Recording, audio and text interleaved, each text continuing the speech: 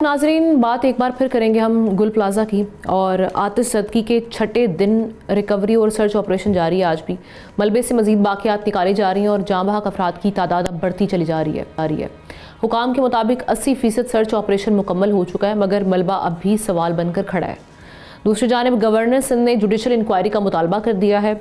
MQM का कहना है कि तहकीकाती कमेटी की मौजूदगी में मलबे से लदे 2 ट्रक्स का गायब होना कई सवालात को जन्म दे रहा है। सिंध हुकूमत 18वीं तरमीम के खात्मे पर सवाल उठा रही है और MQM कराची को विफाक के मातहत लाने का मुतालबा भी कर रही है।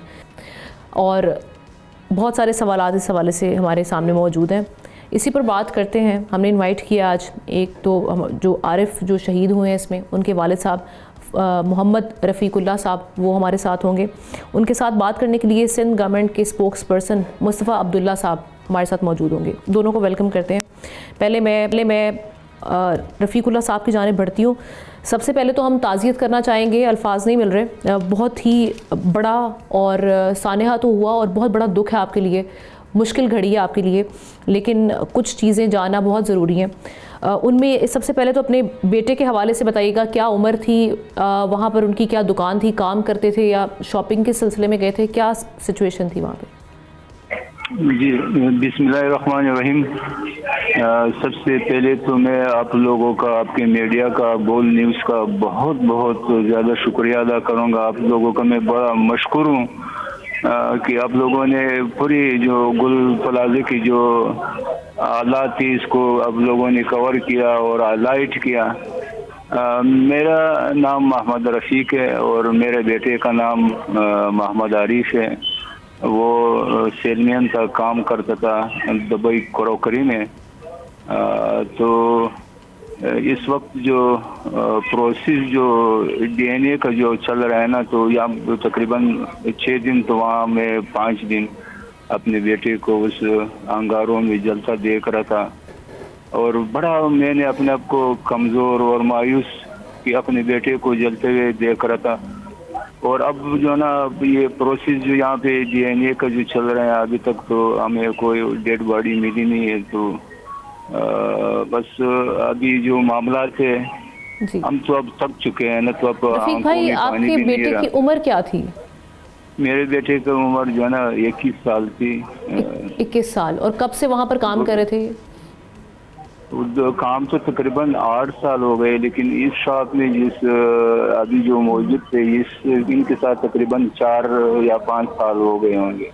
और क्या बात हुई आपकी? आखिरी बार राब्ता आपसे हुआ था या वालिदा से या घर में किसी और फर्द से हुआ? नहीं, असल में मैं तो बेटों को डेली जो है ना फ़ोन जो है ना इसको करता था, क्योंकि कराची के जो हालात चल रहे हैं, रात को जब ये लेट हो जाता था तो ज़ाहिर है मेरे बाप को परेशानी होती है। कराची में तो बहुत सारे मसाइल हैं ना। तो उस वक्त भी मैंने जब फेसबुक यूज़ कर रहा था तो मैंने एक पोस्ट पढ़ी कि गुल प्लाजा के करीब दुकानों में आग लगी है। तो उस वक्त मैंने उनको फ़ोन करना शुरू किया। बेल जारी थी, हालांकि मैंने 11:30 बजे उनको कॉल करना शुरू किया और पोस्ट मैंने देखा, हालांकि आग उस वक्त 1 घंटा हो चुका था। अच्छा। तो बेल जारी थी, रिसीव नहीं किया उन्होंने फ़ोन। तो रिसीव नहीं किया, आपकी बात नहीं हुई उनसे? नहीं, बात नहीं हुई। अभी मुझे बताइएगा कि DNA के सिलसिले में कुछ, क्योंकि अभी तो बिल्कुल जो रिमेन्स मिल रहे हैं, बाकियात मिल रही हैं, वो तो उससे तो शनाख्त होना ही मुश्किल है। कल मैं एक सर्जन को भी सुन रही थी, वो कह रही थी कि अब इनसे तो DNA भी, क्योंकि DNA भी लूज़ हो चुका है, वो भी शायद मैच ना हो पाए, उस तरीके के मामला हैं। आपसे अस्पताल वालों की क्या बात हुई है, क्या कहा जा रहा है, कुछ बताया आपको इस हवाले से? हॉस्पिटल में देखें जिस कंडीशन में बॉडीज आ रहे हैं ना, अब देखें, अब ये जो आखिरी शॉप जो 24 या 25 लाशें मीडिया के जरिए से हम सुन रहे हैं, अब ये सारे हड्डियां हैं ना, इसमें तो ना गोश है ना कोई इसे हैं। अब इनके अब पता नहीं क्या प्रोसेस है, इनके DNA कैसे होंगे, ये तो डॉक्टर ये बेहतर बताएंगे। हुकूमती तर्जुमान भी हमारे साथ हैं और उनसे भी हम जानते हैं, और साथ ही साथ आप लोगों को राब्ता किया है हुकूमत की जानिब से, क्योंकि ये कह रहे थे कि मुआवजा देंगे जिनके साथ जो यहाँ पर हुआ? नहीं, राब्ता तो किसी का ही नहीं हुआ हमारे साथ। खाली MPA जो अली अहमद जान थे, वो उस वक्त तो वहाँ भी आए हमारे पास, यहाँ हॉस्पिटल भी आए हमें हौसले देने के लिए। مسئلہ کسی رابطے کا تو کوئی ذکر ہی نہیں ہوا، نہ کسی نے رابطہ کیا، نہ وہاں کوئی آئے ہیں وہاں پہ. یہ ثانیہ جو 4-5 دن جو چل رہا تھا وہاں پہ، لوگ جو ہے نا بیچارے تڑپ رہے تھے، ان کے پیرنٹس. تو میرے ساتھ کسی نے نہ رابطہ کیا، نہ میرے پاس وہاں کو ہے سوائے ایم پی علی احمد کی. ٹھیک، میں مصطفیٰ عبداللہ صاحب کی جانب چلتی ہوں، آپ ساتھ ہی رہیے میرے. مصطفیٰ صاحب، یہ آپ نے سنا ہے ان کی باتیں بھی، ان کا بیٹا چلا گیا، نقصان آپ کے سامنے ہی ہے، نیگلیجنس بھی سامنے ہے، سوالات بھی کئی اٹھ رہے ہیں. اب ہم کر کیا سکتے ہیں؟ ان لوگوں کا کسی لائف لاس کا تو کوئی کمپنسیشن نہیں ہے، کوئی معاوضہ نہیں ہے، لیکن اوبویسلی پھر بھی جو اعلانات کیے گئے ہیں اس کے لیے ٹائم لائن دے دیجیے. کیونکہ کل بھی میری ایک متاثرہ فیملی سے بات ہوئی ہے، وہ بھی کہہ رہے ہیں کہ سندھ گورنمنٹ نے کوئی رابطہ ہی نہیں کیا، کسی قسم کا کچھ نہیں ہے. تو آپ ہمارے پلیٹ فارم سے بتا دیجیے کہ کب رابطہ کیا جائے گا، کب ان کو یہ معاوضہ پے کیا جائے گا. بسم اللہ الرحمن الرحیم. سب سے پہلے تو رفیق صاحب کو سندھ حکومت کی طرف سے اور میں سمجھتا ہوں سب کی طرف سے تعزیت ہے، اور ہم آپ کے دکھ میں برابر کے شریک ہیں. میرا خیال ہے ان کا تعلق جو ہے میٹرول کے علاقے سے، شاید کراچی کے، اور ہماری پارٹی کے لوگ بھی ان کے پاس گئے تھے افسوس کے لیے. اور بہت افسوسناک جو بھی ہوا ہے، بہت افسوسناک واقعہ ہوا ہے. میں سمجھتا ہوں کراچی نہیں بلکہ پورے پاکستان کا ہر شہری جو ہے وہ اس وقت افسوس میں ہے. اور اس کا تو دیکھیں جانی نقصان جو ہوتا ہے اس کا تو کوئی نعم البدل نہیں ہے. کمپنسیشن اس کی آپ بظاہر جو بھی آپ کریں گے وہ تو ایک ہے، لیکن جو کسی کا اگر بیٹا چلا گیا ہے یا کسی کا بھائی چلا گیا ہے، کسی کی بہن چلی گئی ہے، وہ اس کا تو دکھ ہے، وہ تو ہمیشہ رہے گا. اب بات جہاں تک رہی کہ کب تک جو ہے کمپنسیشن کا پروسیس شروع ہوگا، دیکھیں ابھی فی الحال چیزیں کمپلیٹ ابھی تک نہیں ہوئی ہیں. ابھی ایویکویشن کا سارا پروسیس کمپلیٹ ہوگا، اس کے بعد ایک فائنل جو لسٹ ہوگی وہ بنائی جائے گی، جس پہ کام ہو بھی رہا ہے.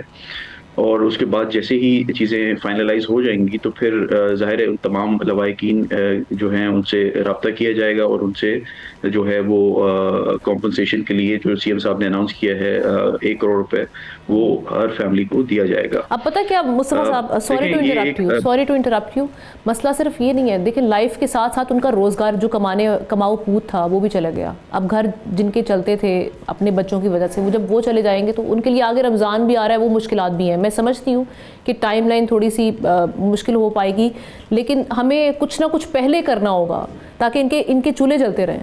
جی، اس کو بہت جو ہے وہ اسپیڈ اپ کریں گے انشاءاللہ. یہ اتنا کوئی لمبا پروسیس نہیں ہوگا، اور اس میں جو بھی لواحقین ہیں، جو بھی فیملیز ہیں، جو بھی افیکٹیز ہیں، ان سے جو ہے وہ رابطہ، جیسے میں نے آپ کو بتایا ان کی فیملی سے بھی ملاقات ہوئی ہے، ہمارے پارٹی کے لوگوں کی، ہمارے جو ہے نمائندے ہیں وہ بھی گئے ہیں.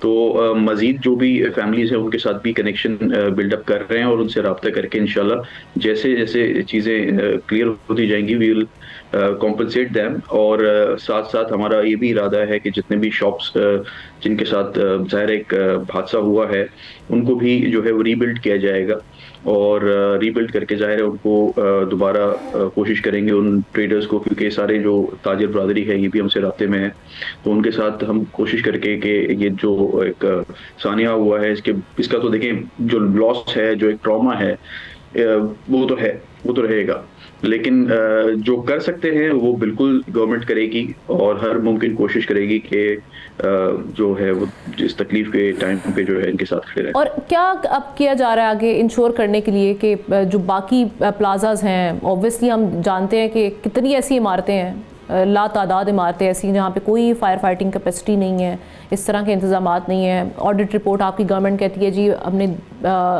ان کی آئی بھی تھی، لیکن آگے وزیر اعلیٰ صاحب کہتے ہیں مجھے نہیں مل پائی. سو اب یہ نیگلیجنس تو نہیں ہونی چاہیے. نہیں، یہ اس میں میں کریکٹ کر دوں، یہ آڈٹ رپورٹ کی بات جو ہے یہ جنوری کی 2024 کی بات ہے. اس وقت جو ہے وہ متعلقہ ڈی سی تھے، پھر وہاں تک وہ ان کو لیٹر چلا گیا تھا، تو وہ تھوڑا سا ایک کریکٹ کر دوں. سیکنڈلی بات یہ ہے کہ جتنے بھی بلڈنگز اور جتنے بھی پلازاز ہیں کراچی میں ان کے لیے ہم کوشش کر رہے ہیں, اور جو انڈسٹریل بلڈنگز بھی ہیں ان کے لیے بھی ایک کوئی لیجسلیشن ہم لے کے آئیں گے جس میں مینڈیٹری ہوگا کہ جو سیفٹی میجرز جو ضروری ہیں وہ لیے جائیں, اس کے بغیر چیزیں نہیں. دیکھیں کچھ چیزیں ہمیں یہ بھی ایکسپیکٹ دیکھنا ہوگا کہ جو غیر سرکاری بلڈنگز ہیں یا جو پرائیویٹ بلڈنگز ہیں, پرائیویٹ پلازاز ہیں, کچھ ان کی بھی اپنی ایس او پیز ہونی چاہیے جو ان کو ریگولیٹ کرنی چاہیے, اور شاید اگر وہ نہیں کر رہے تھے یا غفلت کر رہے تھے, دیٹ از آلسو رانگ. اس کو بھی ہمیں مد نظر رکھتے ہوئے بات کو جو ہے وہ آگے لے جانا پڑے گا, وہ بھی سختی آپ کو ہی کرنی پڑے گی. لیجسلیشن میں یہ کمپلسری کریں گے کہ تمام, جی یہ سختی ضروری ہے, اور آئی تھنک اس میں ٹریڈرز بھی اس بات سے راضی ہیں اور جو بزنس کمیونٹی ہے وہ بھی راضی, کیونکہ دیکھیں نقصان تو پھر سب کا ہو رہا ہے نا, جانی نقصان بھی ہو رہا ہے, کاروباری نقصان بھی ہو رہا ہے, آپ کی جو ہے پوری ایک قسم کی ہر چیز رک گئی ہے, اور جو جانی نقصان ہے وہ تو بہت سب سے بڑا نقصان تو جانی نقصان ہے. میں کہتا ہوں کاروبار تو پھر بھی کھڑا ہو جائے گا, بزنس تو پھر بھی چل جائے گا, اکانومی تو پھر بھی بہتر ہو جائے گی.